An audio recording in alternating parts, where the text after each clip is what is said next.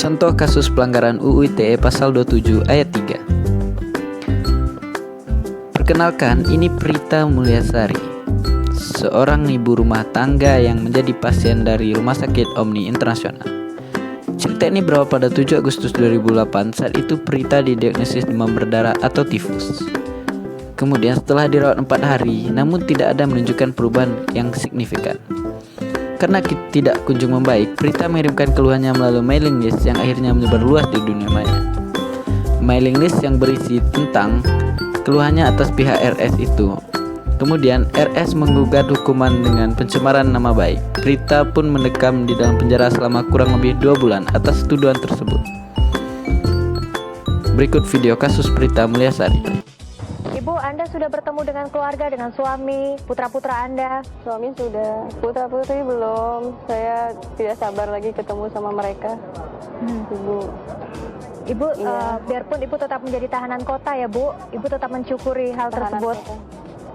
Itu hal yang saya sangat syukuri. Paling tidak saya masih bisa berkumpul sama keluarga saya, Bu. Ada perasaan menyesal nggak Bu ini karena telah mengirim email tersebut?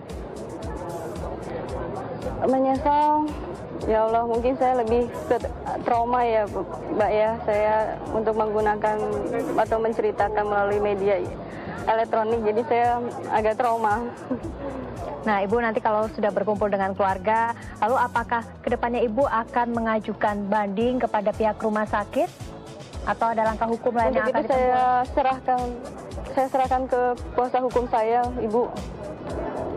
Saya melihat kuasa Allah, Mbak.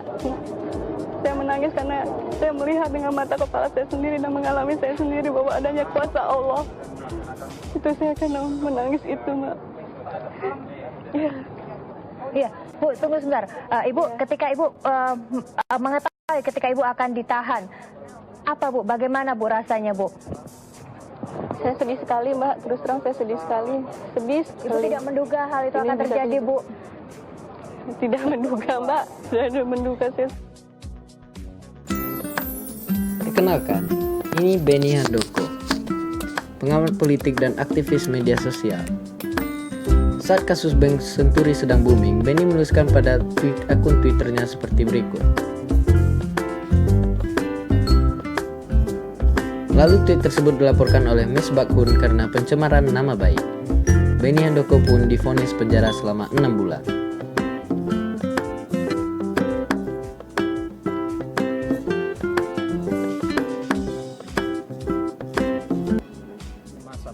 Atas vonis yang dijatuhkan hakim, Benny masih berpikir untuk mengajukan banding. Rabu siang, Majelis Hakim Pengadilan Negeri Jakarta Selatan menyatakan pegiat media sosial Benny Handoko terbukti bersalah mencemarkan nama baik Misbahun. Atas perbuatannya, pemilik akun @benhan itu dipidana 6 bulan penjara subsidiar masa percobaan 1 tahun. Benny Handoko alias Benhan atas perbuatan terbukti secara sah dan meyakinkan bersalah melakukan tindak pidana.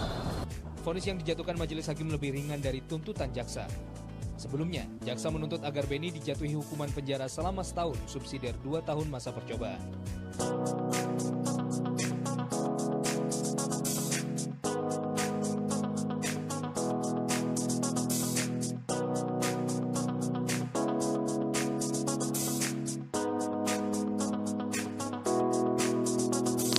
Dua kasus di atas merupakan contoh penerapan pasal 27 ayat 3 UU ITE yang berbunyi,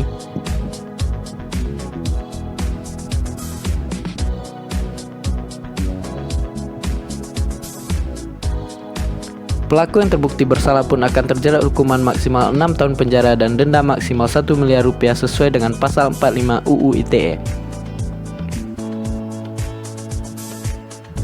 Kementerian Komunikasi dan Informatika RI mengungkapkan bahwa kurangnya kepahaman dari masyarakat mengenai penerapan pasal tersebut membuat pasal ini disebut pasal karet. Pasal tersebut memiliki peran besar dalam melindungi transaksi elektronik di dunia maya, akan kecil kemungkinan pasal tersebut akan dihapuskan.